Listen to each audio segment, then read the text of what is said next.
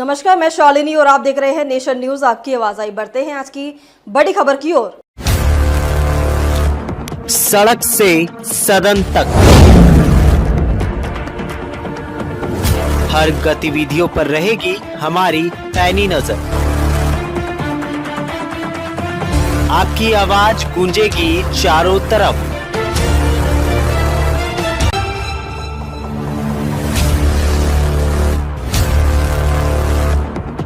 क्योंकि हम हैं नेशन न्यूज, आपकी आवाज आपके साथ।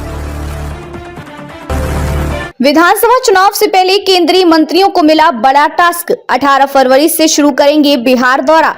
इस साल अक्टूबर-नवंबर महीने में बिहार में होने वाले विधानसभा चुनाव से पहले बजट में भी बिहार को प्राथमिकता दी गई। मखाना बोर्ड के गठन सहित प्रदेश के लिए कई बड़े ऐलान किए गए। वहीं अब केंद्रीय मंत्री बिहार दौरा करके बजट में प्रवेश के लिए की गई घोषणाओं को जनता के बीच लेकर जाएंगे। जिला मुख्यालयों पर इसके लिए प्रेस वार्ता आयोजित होगी। बिहार में इस साल अक्टूबर-नवंबर महीने में विधानसभा चुनाव होने हैं, जिससे पहले भाजपा इसकी तैयारियों में जुट गई है। बिहार भाजपा विधानसभा चुनाव को लक्ष्य बनाकर नरेंद्र मोदी सरकार के बजट की उपलब्धियां गिनाएगी। इसके लिए पार्टी के राष्ट्रीय नेतृत्व ने केंद्रीय मंत्रियों को बिहार के हर जिले में भेजकर प्रेस वार्ता कराने का लक्ष्य तय किया है। 18 फरवरी से इसकी शुरुआत होगी और केंद्रीय मंत्री बिहार आएंगे। केंद्रीय मंत्रियों और नीतीश कैबिनेट के मंत्रियों को मिला टास्क। मोदी सरकार के बजट को बनाने के लिए विस्तृत कार्य योजना तैयार की जा रही है।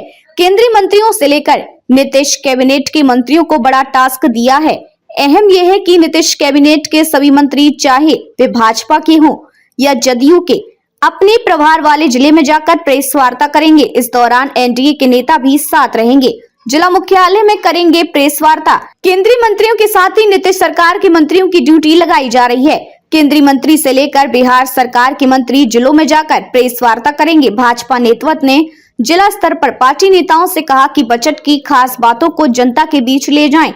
केंद्रीय बजट में बिहार के लिए जो खास घोषणाएं की गई हैं, उसके बारे में जानकारी दें।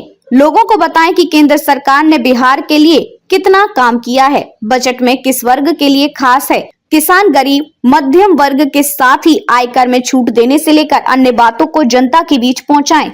अब तक के लिए बस इतना ही। फिर होगी आपसे मुलाकात। तब तक के लिए नमस्कार और देखते रहिए नेशन न्यूज, आपकी आवाज।